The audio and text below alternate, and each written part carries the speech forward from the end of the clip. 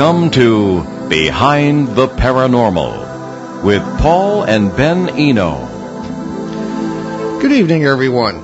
Usually we start with our three questions, which we will do in a minute, but there's something I wanted to mention first. It's very appropriate this evening that we're covering the paranormal lives of the saints, because if there's ever a saint whom I knew in my life, it was my little cousin Libby, whom you've heard about on the air before. We've done some fundraising for her, and we've talked about the charities that help children with childhood versions and forms of cancer, bone cancer in her case. But she passed away last evening, or translated, as we like to say. And I just wanted to thank everyone out there for their prayers and for all their help over the years, those who helped contribute to those charities. We do encourage you to pray for her. She is a wonderful, saintly person. If there's anyone who's a saint also, it was her mother. And that goes for all the children who suffer from that terrible disease and their parents as well. These are true saints in the best sense of the word. And again, we thank you for your support. And Libby's well taken care of, and it's a matter of looking out for the rest of her family now, which Ben and I will be doing. So thank you again. So let's begin. This is show number 433, and we'll start with our questions as we always do. Did the wounds of Christ really appear on the body of a young Rhode Island girl in the early 20th century? Did an Egyptian prostitute have a conversion so complete that she became a great saint, able to levitate herself across the desert? Were a number of other saints able to be in two or more places at once? Well, again, welcome to our show. Again, it's number 433 of Behind the Paranormal with Paul and Ben Eno. I'm Ben. I'm Paul. I'm a little disheveled today because of what happened, but anyway. Ben is in the midst of his commute from classes in Boston and will, as always, try to call in from the train. In the meantime, we're dealing this evening, as we said, with the Paranormal Lives of the Saints. It's a show that many of you will have looked forward to. We had to put it off once, but it's finally here. Now, in fairness, many of the miracles and other incidents that happened to the saints we're going to talk about tonight happened and do happen to lots of other people of all religions or no religions at all. But with only an hour, we decided we'd have to do some packaging. So one question that always bothered me in the seminary was, what's the difference between an application of divine power, say as in a miracle, and a paranormal event? I must say that in the end, my opinion became that there really is no difference because God is ultimately behind everything, whether you consider God to be he, she, it, or them, and God certainly is in us. So weird phenomena associated with saints started as early as what amount to prehistoric times and still go on today. The holy forefather Enoch, no relative of ours that I know of, as he is known in the Eastern Church, goes so far back that he's honored by just about everybody, including the Muslims. According to the Bible, Enoch was the grandson of Adam and the great-grandfather of Noah. If the stories about him be true, he got to ride in UFOs, taken to see the, quote, Most High by what is generally translated into English as angels, but could be translated as several other things. Finally, Enoch disappeared completely. Genesis 5:24 says, quote, And Enoch walked with God, then he was no more, for God took him. Bingo, over. Or just beginning, I don't know. But rather than drag you all the way through paranormal history, first, let's do something special for our local audience this evening and begin with someone many residents might not even know about. A young girl named Marie Rose Farron, who was born in Quebec in 1902, the 10th of 15 children. The family immigrated to Fall River, Massachusetts in 1906, then to Woonsocket, Rhode Island in 1925. There are still people in or from Woonsocket, where of course we are based and where we're broadcasting from this evening, who have memories of Marie Rose Farron, and anyone with stories or thoughts is invited to call in. Don't worry about interrupting us. And of course the number is 800-449-1240 nationally, or I'm told from Canada too. And locally, 401-766-1240. That's 800-449-1240 and 401-766-1240. If you have any memories or any thoughts about Marie Rose Farron. So Rose's story goes as follows. Rose started to have visions at the age of 6 when she told her family that she had seen the child Jesus holding a cross. Not the usual image you see. A year later, she said that Jesus had personally taught her a prayer in French and she recited that prayer every day for the rest of her short life. From this early age, Rose was very devoted to prayer and church-going. When she was 13 and living in Fall River, which is in southeastern Massachusetts, not far from the Rhode Island border, Rose developed ill health. In fact, her right hand and her left foot were suddenly paralyzed. But 2 years later, she drank some holy water at church and her hand was cured. The foot, however, remained unusable and the girl had to use crutches for the next 12 years. On top of that, her general health was so bad that she couldn't go to school. Now, this would be hard on any young person, obviously no social life to speak of, and Rose fell into a sort of despair, feeling that God had abandoned her. So she told friends. Now, remember that what happened next took place against the background of what was called the Sentinelist or Sentineliste affair. Long story short, southern New England was full of Quebecers who had come south to work in the mills. This was, of course, a huge Roman Catholic population. By the time the 1920s rolled around, these people found themselves at odds with the Irish-American Bishop of Providence, Rhode Island, William Hickey. And they were at odds pretty much on everything from fundraising to the use of English in Catholic schools. The French from Quebec wanted to keep French in their schools to preserve the language. Now, this got so nasty that by the late 1920s, most French Canadians here were refusing to donate to the church, and Bishop Hickey had excommunicated the Sentinelist leaders. Excommunication means you can't receive the sacraments, and that's pretty much the kiss of death to the spiritual life of any Roman Catholic. Now, this is where it starts to get pretty weird, especially for those who are not part of the old-time Catholic spirituality of suffering. Now, just as an aside, Western Church spirituality, mostly Roman Catholics, based their spirituality pretty much on suffering and the crucifixion of Christ. And the Eastern Church pretty much bases their spirituality on the resurrection of Christ. It's not a matter of right or wrong, it's just how the different traditions developed. Protestant spirituality based on the Bible, pretty much, or social justice, but mysticism is pretty much non-existent with that, but there are exceptions. By this time, anyway, Rose was going into altered states of consciousness, as we would call it in paranormal research, and she was having frequent visions, or ecstasies, as they are sometimes known in that sort of spirituality. Rose had developed a spirituality based on suffering for others. As the story goes, and I don't know about this, but this is what it says, Bishop Hickey heard about all this and visited Rose, who was by this time 25 years old and bedridden. Supposedly, he was brokenhearted about the Sentinelist mess and asked for Rose's help through her prayer and suffering, almost like a scapegoat for the diocese. This was kind of part of this kind of spirituality. Now, I'm not saying this didn't happen, and I have no idea, but it does strike me as odd because the Catholic Church has always been very, very cautious about these kinds of people and paranormal manifestations. And they completely reject, officially anyway, mediums, psychics, and any contact with anything they aren't completely sure isn't divine. Now, this is not what Rose was doing, but I don't know, whatever happened, it just struck me as a little funny. Yeah, no reason it didn't happen, just my personal opinion. Anyway, be all that as it may, Bishop Hickey is said to have authorized a priest to celebrate Mass in a little chapel that was fixed up in the Farron house. Now she lived on Asylum Street, and then Providence Street in Woonsocket, by the way. Local people know where those streets are. Probably the best-known phenomenon was the spontaneous appearance of what's known in the Western mysticism as the stigmata, or the wounds of Christ, literally appearing on Rose's body, something that, as far as I know, is peculiar to traditional Roman Catholic spirituality. Rose's case is exceptionally rare because she seemed to, and these have been photographed and everything else, she seemed to have most major wounds that the Bible says Christ bore on the cross, including those on the hands and feet, plus the wounds on the head that would have been from the crown of thorns, as well as a shoulder wound and bleeding from the eyes. By late 1926, even whip wounds had appeared on her arms and back.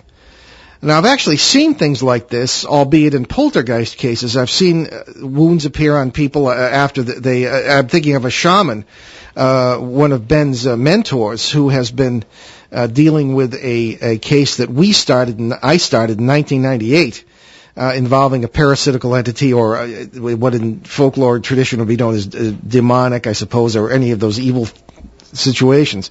And these things are, they fit the bill, certainly, and this, after a struggle with this entity, he had claw marks on his back, and I've seen many occasions. As a matter of fact, I once sat down with Bud Hopkins, the late Bud Hopkins, a good friend who was probably the greatest expert alive then on alien abduction phenomena. And he showed me an album of photographs of things that were allegedly done by aliens during abductions, and I recognized them immediately as things I've seen happen to people during poltergeist cases. Started me wondering what the connections might be. So in any case, Rose had these wounds that match those of Christ as related in the Bible. And these wounds are said to have appeared and disappeared frequently, although the crown of thorns wound stayed with her pretty much most of her life, or all of her life. Now, according to a book about Rose, the wounds of the nails appeared on her hands right before the eyes of a priest, and the guy who wrote the book, who was also a priest, Reverend O.A. Boyer. The book is titled, by the way, She Wears a Crown of Thorns, Marie Rose Farron. It was published in 1958. I think you can probably still get it if you try hard enough on Amazon.com or something.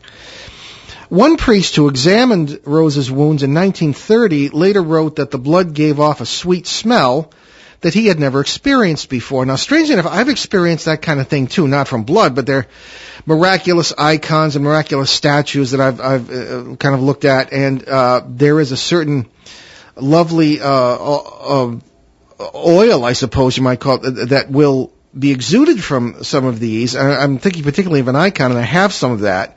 And it just has the most unearthly, beautiful aroma to it. And very often this is associated with phenomena having to do with the saints. So there's much more to the story of Little Rose, as her followers call her. There were more phenomena. People who visited her often came away feeling as though their lives had been changed. And whether she was a legitimate saint or not, or even what that might be entirely, technically a saint is anyone who's gone to heaven theologically. Anyway, I'm no one to say, but there are two things that kind of cut ice with me about the legitimacy of Marie Rose Farron. One is that she was visited several times and apparently believed in by one Brother Andre of Montreal, who was now none other than Saint Andre Bessette. As a young student for the priesthood, I often visited his little shrine at St. Joseph's Oratory in Montreal. His incorrupt body was there, encased in glass. Sounds morbid, but it was actually a very peaceful and uplifting experience to pray there. And this is one of the phenomena that is not necessary for sainthood, but one of the things they look at is the incorruptibility of the body. In other words, in a common practice by the Roman Church is to exhume the bodies of people who are suspected to be saints, and more often than not, they're incorrupt. They look as they did on the day they died. They look wonderful. Sometimes there are flowers found, fresh flowers in the coffins, and this is all actually well attested. Or again, this lovely aroma that one sometimes gets. Now, this is an interesting phenomenon. But the other thing that happened is something that happened to me personally, having to do with Rose Farron. Now, of course, my family and I live in Woonsocket, and I pass the former Farron House and Precious Blood Cemetery, where Rose is buried 8 or 10 times in the course of a week, sometimes more. And I don't even go out much. One day in 1999, I happened to stop at the cemetery to get some general shots for the slide presentation that accompanied my lectures. It's a very picturesque place, and there's a lovely colonnaded memorial to one of the governors of Rhode Island who's buried there. It's on a hill. It's kind of a striking place. So I stopped there to get some pictures, just for that, because for the part of my lecture, we're talking about, the big question, what happens to us when we die.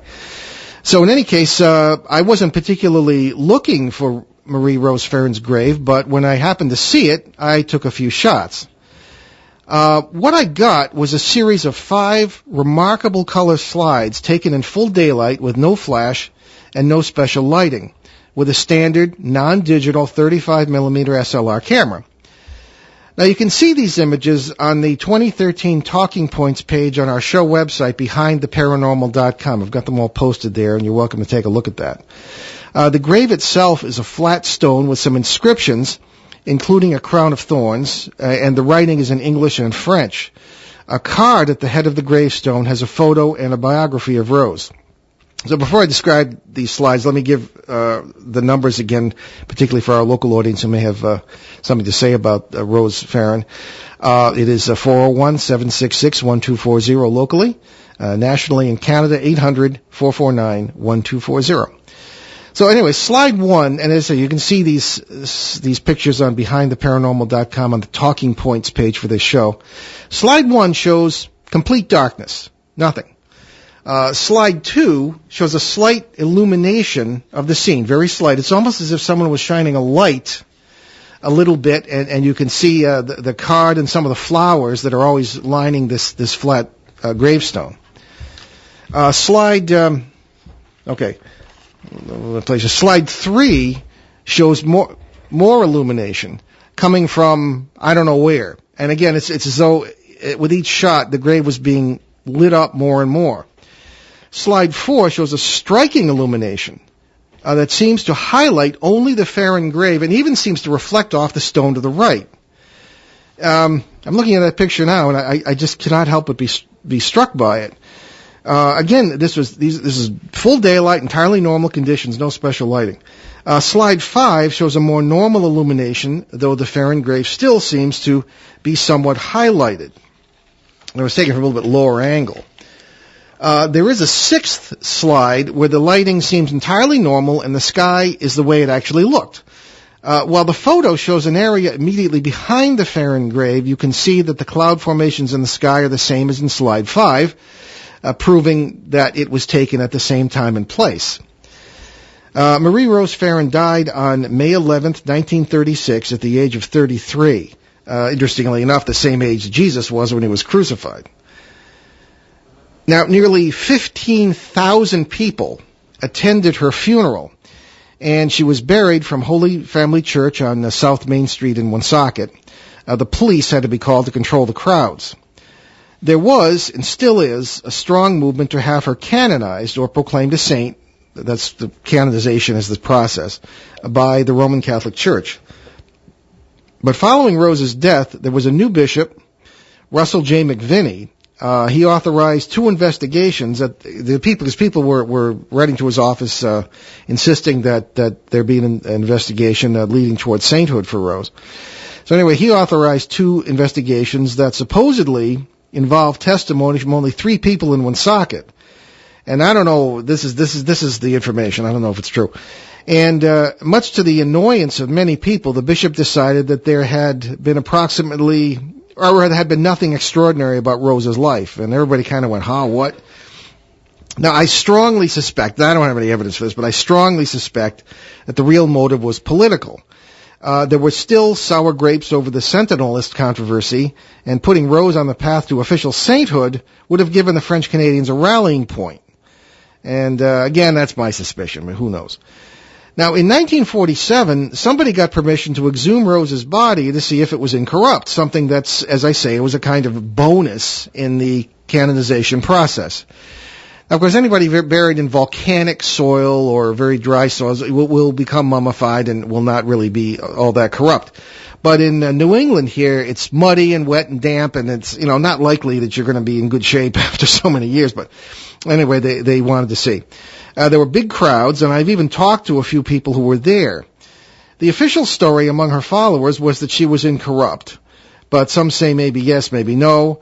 I don't know. But again, that's not a requirement for canonization, and as far as I know, this exhumation was not church-sanctioned.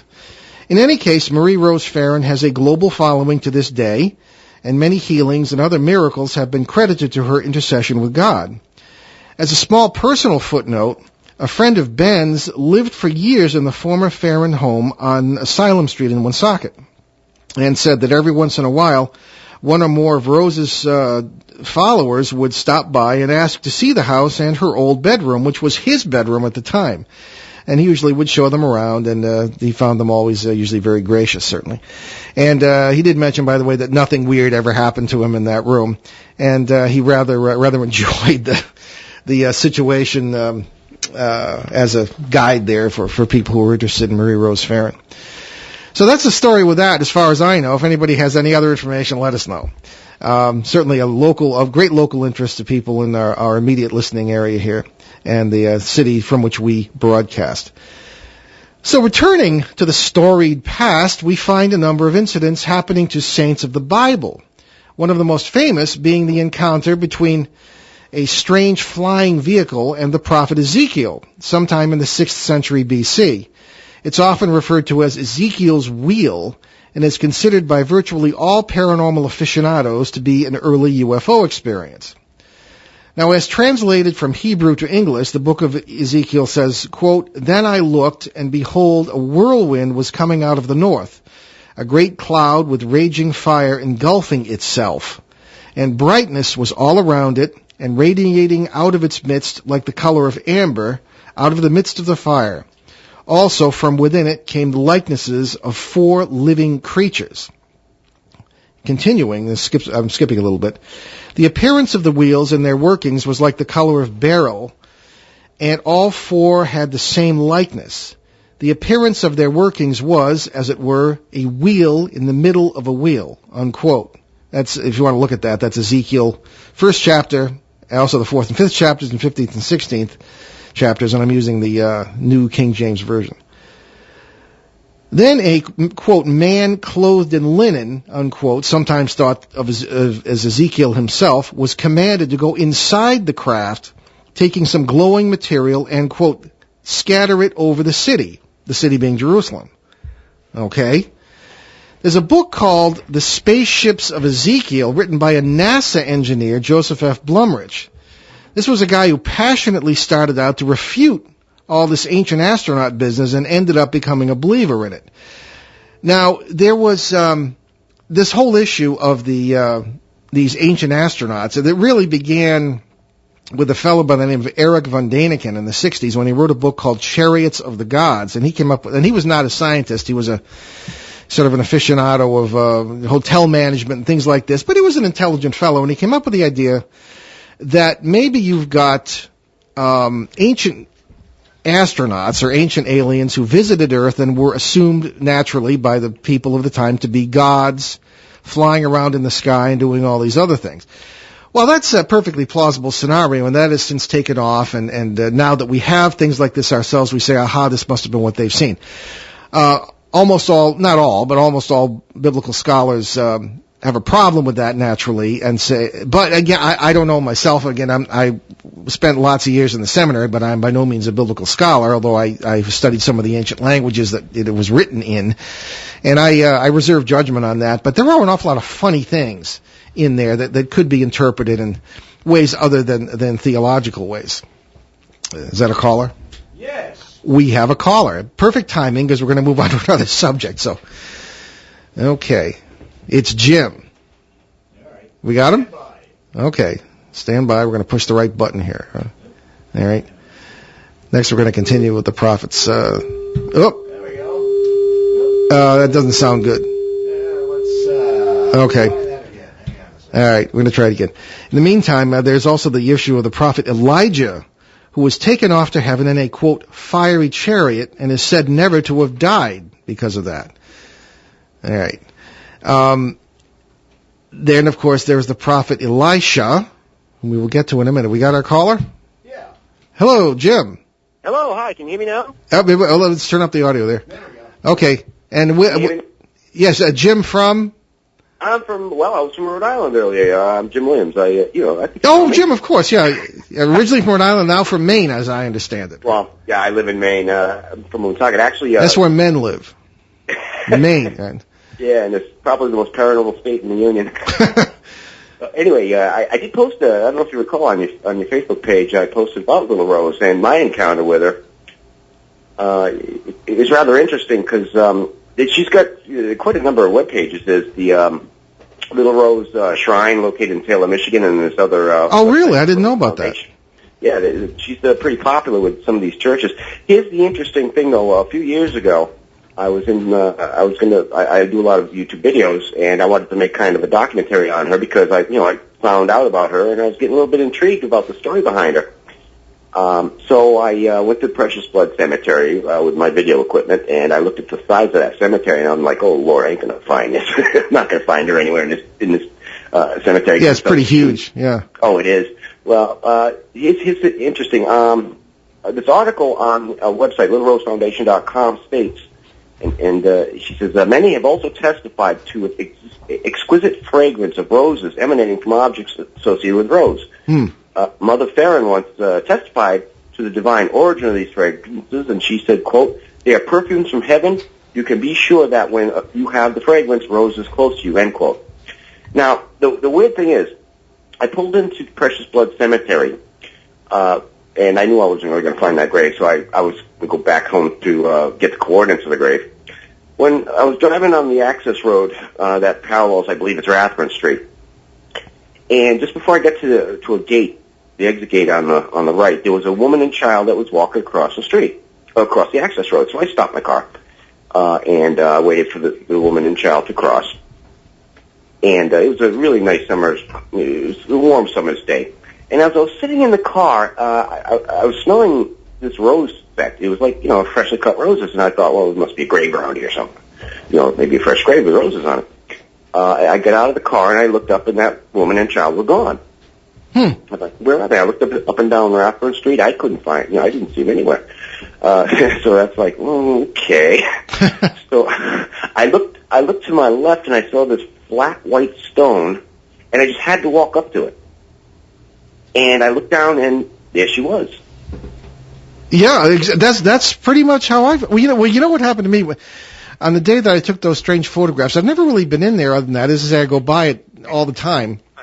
But there was a woman praying very, very fervently at that particular stone, and after she left, I went up, and sure enough, that was Rose's grave. Now, I all I know is, and take a look at I don't know if you have, maybe you've seen the photographs on the website, but I'd be interested in your opinion of those. But I don't know. It's I have a good feeling about her. The spirituality surrounding this is a little strange to me, but nevertheless, that doesn't reflect on the person. I just, and there's also there's always a lot of baggage and pious, even pious myths that will attach themselves to these. But I just have a very good feeling about her. That's me. I don't know. What about you? Oh yeah, well, me too. I mean, it was weird. Like I said, when I smelled the roses in the air, I thought, there was a fresh grave, but there was no fresh graves around. Yeah. And that's an old cemetery too. Oh, very old. Yeah. I got in contact, actually. I found the Little Rose Shrine website. They're located in Taylor, Michigan. And I left my testimony on their page, on their comments, and I got an email from the Monsignor from that church asking for some details. And I told them about, I pulled into the cemetery. I happened to stop right next to the stone. I didn't even know it was. And the smell of roses and everything. And he replied back saying, that's not surprising. And I'm like, oh, okay. And I sent back to him, well, what do you mean by that? And he replied back saying a lot of people had that kind of sensation when they were in the room when Rose was alive. Yeah. They had this smell of roses, and there wasn't a single rose in the house. Interesting. So when I read that reply, it's like, okay, I think I hit something here. Well, I know these things exist because I've seen them with my own eyes. The oil and the unearthly aromas and all this kind of thing. And of course, in the paranormal realm, you have a lot of olfactory phenomena as well. The smell of cooking, someone's cooking. We attribute all that to the multiverse, but you don't have these completely unearthly, uplifting kinds of almost divine, I suppose, things occurring in normal paranormal situations. So, right. I mean, people can make their own judgment. Well, Jim, thank you for calling in.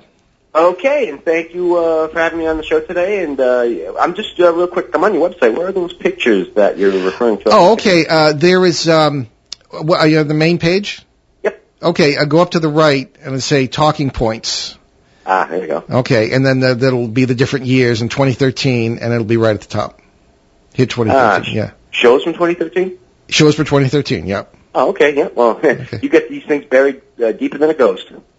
Right, that's it. That's what we do. Okay. Thanks, Jim. All right. You got to work for it. Thanks for. Right. Okay. All right. Very good. Thanks for calling in, Jim.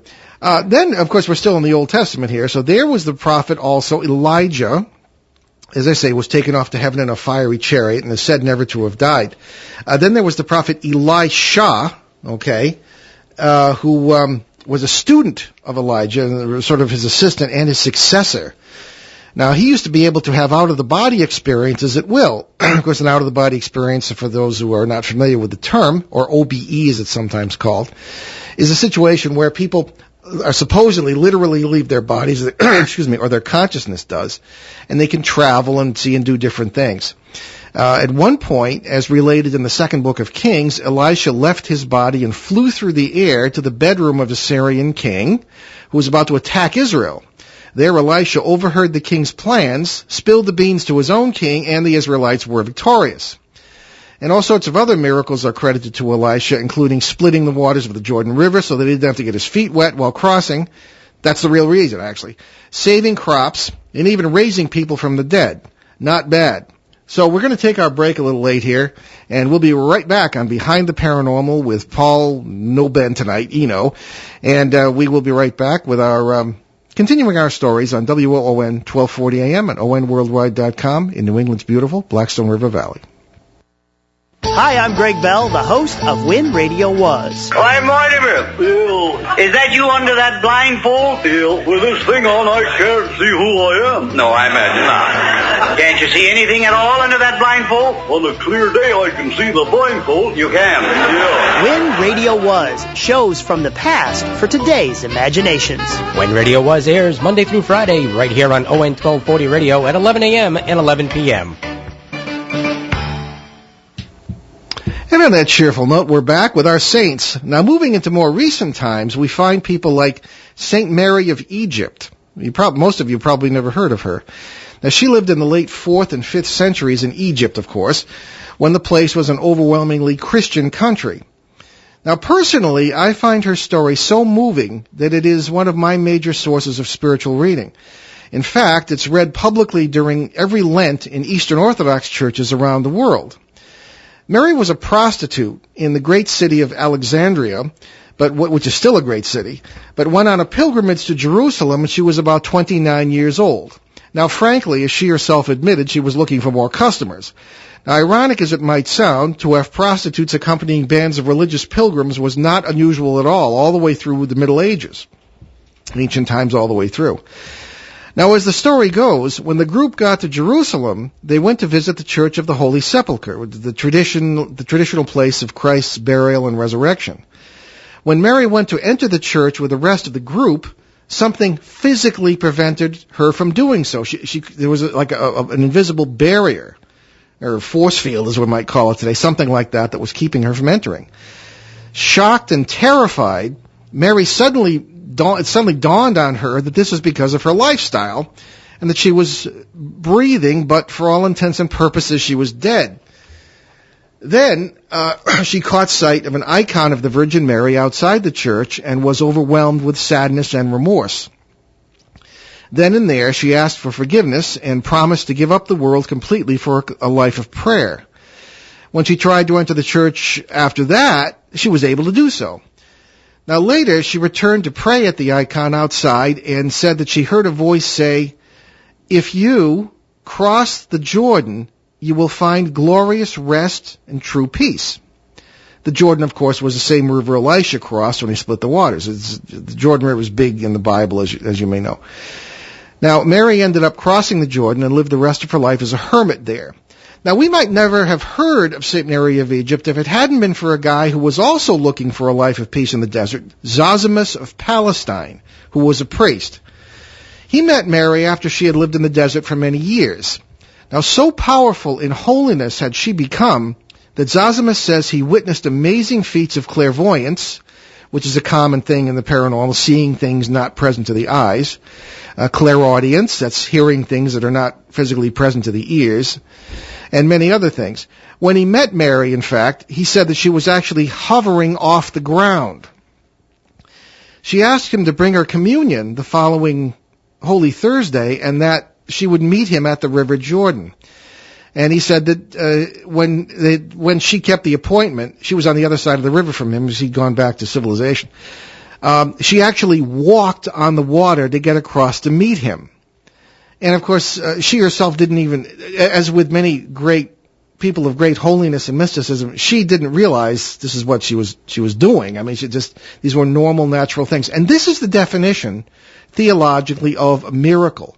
It isn't something outside of nature that God does to make things right. What a miracle is certainly something God does, but a miracle is something that restores creation to what it was supposed to be before we kind of came in and wrecked it. That's the basic idea.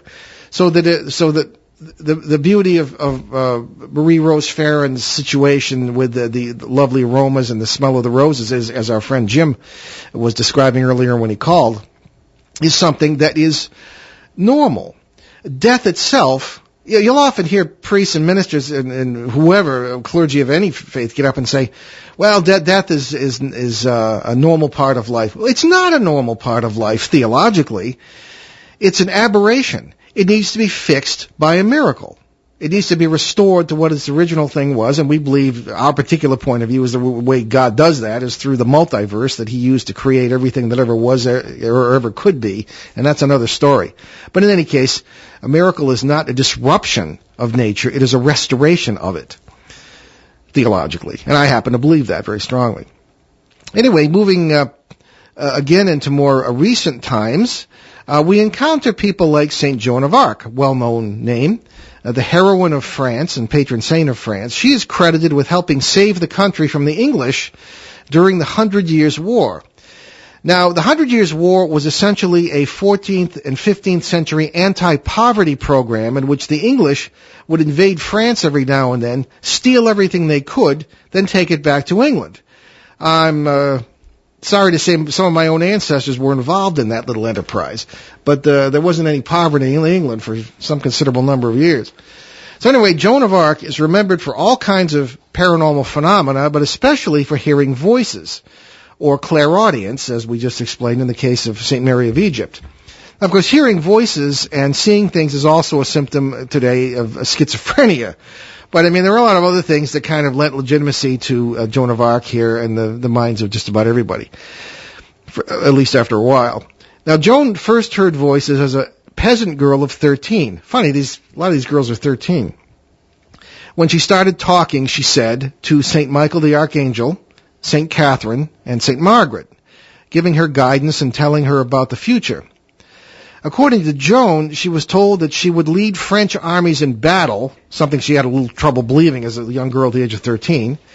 And according to Joan, she was told that she would defeat the English, or these armies would defeat the English in 1429, and she herself would be wounded. The voices even told her where to find the right sword for this little job. Buried near the altar of a church in Fierbois would be found a sword covered with rust. And when it was cleaned, she was told, apparently by St. Michael, when it was cleaned and polished, there would be 5 crosses seen carved into the blade. And no idea where this might have come. It sounds like a crusader sword to me, but that would have been several hundred years before this. Anyway, she somehow got the priest at the church to agree to the excavation, and voila, there was the sword. Joan was later captured by the English, tried by a church court, and burned at the stake for heresy, as any CCD kid knows. Realizing that there had been a big mistake, the church canonized Joan, but not until 1909. So there was again, these people are very often honored as saints, very often because of the phenomena accompanying their lives, but they're not actually recognized officially as such until many, many years later. So then there's the issue of bilocation, or being in 2 places at once. This is another paranormal characteristic reported in the lives of many saints. Now, among these is Saint Alphonsus Liguori, who lived from 1696 to 1797, 101 years old. He kind of hung in there, didn't he?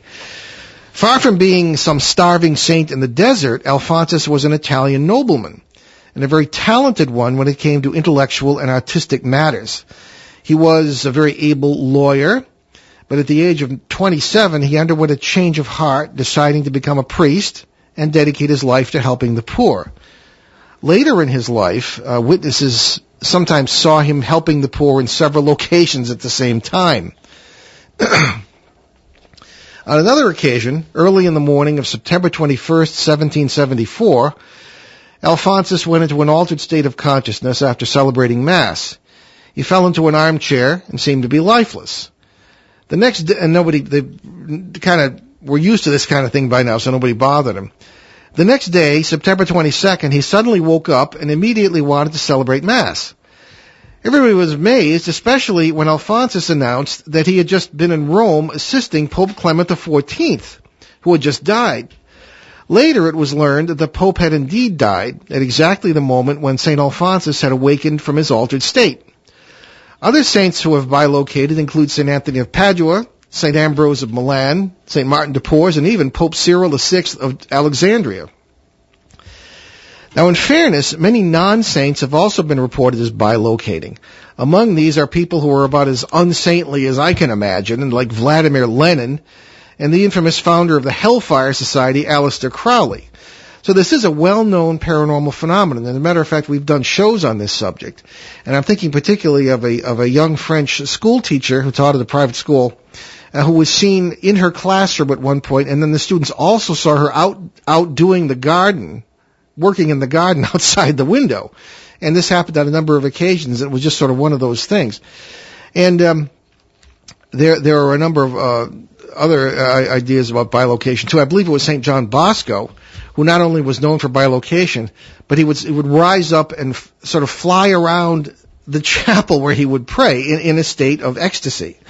And bilocation, levitation, things of this kind are known not only in certainly among Roman Catholic and Orthodox saints, but among people of the East, some of the Eastern religions as well. Many Hindu holy people and mystics will be known for levitating. I've seen some photographs, because today any kind of photograph can be faked, but when you hear it well documented by many people, you think maybe this is possible. And the question is, what does this have to do with holiness? And how do we explain these phenomena? Is there a connection between holiness and paranormal abilities? And from what I've seen over the past 42 years and more, I'd have to say yes. Looking at the evidence, these things don't seem to happen with saints who were strictly intellectuals. In other words, you don't hear of St. Thomas Aquinas, the great intellectual and doctor of the church, floating around his room or flying through the air or being seen in a number of places at once or having clairvoyant experiences.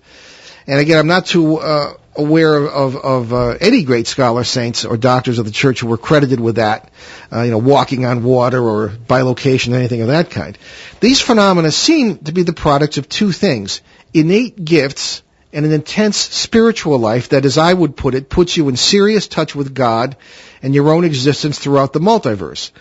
Limiting life to the intellect seems to discourage, bury, or kill paranormal abilities. And I've actually had a lot of people tell me this who were great adepts at these things, many of whom were saying that I would say, well, how do you have this ability to remote view? In other words, see things that are happening at a great distance, or be able to know things that are going to happen in the next 5 minutes. And then they said, well, if I think about it, it doesn't work anymore.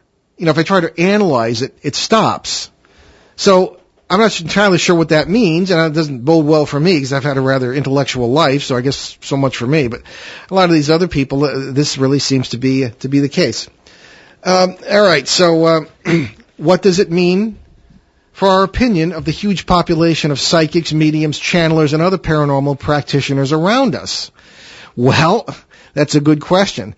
There are many who set up shop and take money for their services and don't really, as far as anyone can tell, carry on great spiritual lives, and many of them are, as a matter of fact, they're sort of condemned by the church for these practices. So I don't know. It really is rather confusing, but it does seem the more intellectual you are, the less paranormal abilities you might have. Not always true, but in my experience it is. So judge for yourself. For me, I don't think that the church's distrust of these people is entirely misplaced. Anyway, so, and I have a few more minutes here, so I think what we'll do is take a look at another really odd phenomenon that really is not connected with a known saint, but with a deacon of Paris. Actually, that was a priest, and there was a certain office of deacon in the major archdioceses, major cathedrals of Europe. there were a lot. He died in the 18th century, and it really was centered around Paris cemetery of Saint-Médard between 1727 and 1732. And to me, the thing sounds so amazing and so preposterous that you might be tempted to dismiss it as pure invention. But on the other hand, there was an impressive mass of documents, including accounts by doctors, judges, and other well-known public figures that these things that happened were genuine. The miracles that occurred were many, but nobody could really explain them. They started with the burial of François de Paris, the deacon of Paris, in May of 1727. He was only 37 years old, but he was revered as a very holy man. He had powers of healing, something we haven't even talked about tonight. That's a common thing. He was a follower of Bishop Cornelius Jansen, who taught that men can be saved only by divine grace, and was also condemned as a heretic, by the way. They wouldn't be saved by their own efforts. And this, of course, is very much in the justification theology of Protestantism. The deacon, anyway, had no doubt whatever that his own healing powers came from God. Now, great crowds who knew about these powers followed his coffin during the funeral. Many were weeping. The coffin was laid in a tomb behind the high altar of the church at the cemetery of Saint-Médard. Then the congregation filed past the tomb, laying their flowers, and a father was there with his little boy, who was a crippled, and he leaned over the tomb to put some flowers. Suddenly, the child went into convulsions. He seemed to be having a fit, and a number of people helped to drag the child writhing into a quiet corner of the church. All of a sudden, the convulsions stopped, we're told. The boy opened his eyes, looked around in amazement, and stood up. A look of incredulous joy, I guess, certainly crossed his face, and then, to the amazement of people who were watching, he started to dance up and down, singing and laughing. Now, again, this is a crippled child. Now, his father found it impossible to believe, but the boy was using his withered right leg, which had been completely restored. The news about this spread far and wide, and within hours, cripples and lepers and hunchbacks and blind men, and you name it, were rushing to the church. At first, a couple of the well-known, respectable people who later testified about this believed the stories of miraculous cures, and the majority of the deacon's followers were poor people. The rich preferred to leave their spiritual affairs in the hands of the Jesuits, which we know about because Pope Francis is a Jesuit, who were more cultivated and worldly and were more intellectual, I suppose. So here we go with maybe the powers not being so effective if one is an intellectual. But anyway, it soon became clear that they couldn't really deny the reality of what was happening. People with deformed limbs were having their limbs straightened and healed.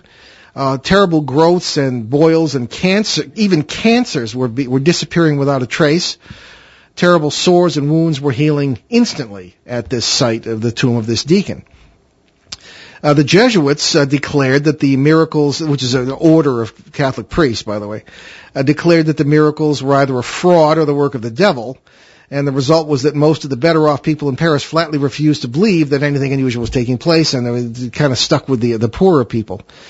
But eventually, so many miracles were going on that kind of won over the intellectual people. And I often wonder, and I don't mean to be cynical, but I often wonder if some of these decisions by the church authorities are not job security. I don't mean to offend anyone, but I think a lot of these things seem to be, like we have all the truth and you don't, and if anybody else is having this, then it's not legitimate. And it goes back to my contention that what the religion really began with people's experience of God, and that this came in the earliest days by means generally of holy people, particularly shamans, who had experiences like clairvoyance and clairaudience and all these different things we've heard about related to many of these saints, including the prophets in the Old Testament. And the people came along who were more intellectual. This became less known, and the clergy, who are very highly educated, really became administrators of the doctrines of whatever religion it was, and these experiences seemed to cease. And whenever anyone had these experiences, there was a great question, and rightly so, about whether they were legitimate, but also a certain concern for job security. So, anyway, that's my opinion. I may be wrong. So anyway, they started, people of quality, quote unquote, started to investigate this situation here at the Church of Saint Medard. And the first thing that a certain judge saw when he entered the churchyard to investigate was a number of women writhing on the ground. They were twisting themselves into the most amazing shapes, and sometimes they were bending backwards, he said, until the backs of their heads touched their heels, something that's physically impossible. And it kind of makes me wonder about some of this. Anyway, these ladies were all being healed from certain diseases, and it was quite a spectacle, but there was still some doubt. But again, it is difficult to say that these things were entirely incorrect or illegitimate, and that's just one example. But this deacon, like Marie Rose Farron, was never officially canonized. So judge for yourselves on these things. And if you have your own stories or things you'd like to hear about in another show on subjects like this, let us know. And I just wanted to take one moment for an email or two that we have, because this is an immediate question. This is a question of where to find your article, and he says we can use his name. So Jeff Gonwalas of Virginia Beach, Virginia, writes, Hi, Paul. I love listening to you and Ben twice a week. Please direct me to your article explaining the Sandy Hook incident and weird activities in Newtown, Connecticut. I recall listening to your show and you mentioned that there was a connection between the Sandy Hook incident and the strangeness around that area. That's my opinion. I have looked everywhere on your site and have not located it. Please provide a link. And signed Jeff. Well, Jeff, I never wrote an article on that. I plan to. Maybe you're one of these guys who's having a clairvoyant situation, but I've been thinking about it, but I haven't had the time yet. My opinion on that situation, and we do have, shall we say, a mole in the operation in that area, and one of our show reporters lives in that area where that terrible incident occurred, and we've been investigating a case there since 2005. We talk about it on the air a lot, and it's still ongoing. And there are a lot of weird things I don't feel comfortable mentioning on the air about that have been reported to us by people in the area, let's say. A lot of strange coincidences and odd things about this case. We feel that part of central Connecticut and on over into the Hudson Valley, western Connecticut and the Hudson Valley, is extremely active paranormally, unusually so, and that what causes this? Well, very often it can be traced to things as simple or complex as the tectonics of the, or I should say the geotechnics of the area. The kind of stone you have under a site, oddly enough, the kind of soil, high water tables. This, oddly enough, can all affect the paranormal. Why? Because electromagnetic fields are conducted by watery ground, as long as the water isn't distilled, and water on the ground is not distilled. And it can create strange effects in the electromagnetic fields we have found, particularly if you have high tension wires in the area affecting, sort of setting up waves in that direction. And it can do funny things with space-time. And that's what paranormal events are. Funny things happen with space-time. Worlds cross each other in the quantum physics sense, and this strange stuff can happen. The trouble with that area is there seems to be a lot of parasite activity, and parasites being, in our opinion, life forms that are multidimensional, if you want to call it that, who feed upon our negative energy and will push buttons in people to get them to perform negative acts so they can eat. It's like some things in nature do that, parasites and mimics. So there is no such article. When there is, I will post it and let everybody know. So we're down to the wire here, and we better finish up. Our producer's telling us. So, thank you for listening this evening. Check out our site again, BehindTheParanormal.com. Look at the Talking Points page for those pictures that I mentioned. You can also buy my books and subscribe to our newsletter and check out 450 almost free podcasts of shows from the past few years. So many thanks to our producer this evening, Steve Bianchi. And on our March 25th show next week, we will welcome Gary Bell. Oh, no, we will not, because he just canceled out. Anyway, we're going to probably reschedule him. He said something came up. A producer for the Sci-Fi Channel who's about to release yet another one of those paranormal reality shows, this one about voodoo practitioners getting into ghost hunting. Forget about it. I can't think of a worse combination. CBS will have an open line show. Oh, no, we will not. We'll have a show on synchronicity, so check that out on our website, too, and also CBS Radio next Sunday. We leave you this evening with a thought from our dear friend Albert Einstein: God always takes the simplest way. I'm Paul Eno. Have a good evening. Return to this radio frequency 167 hours from now for another edition of Behind the Paranormal with Paul and Ben Eno.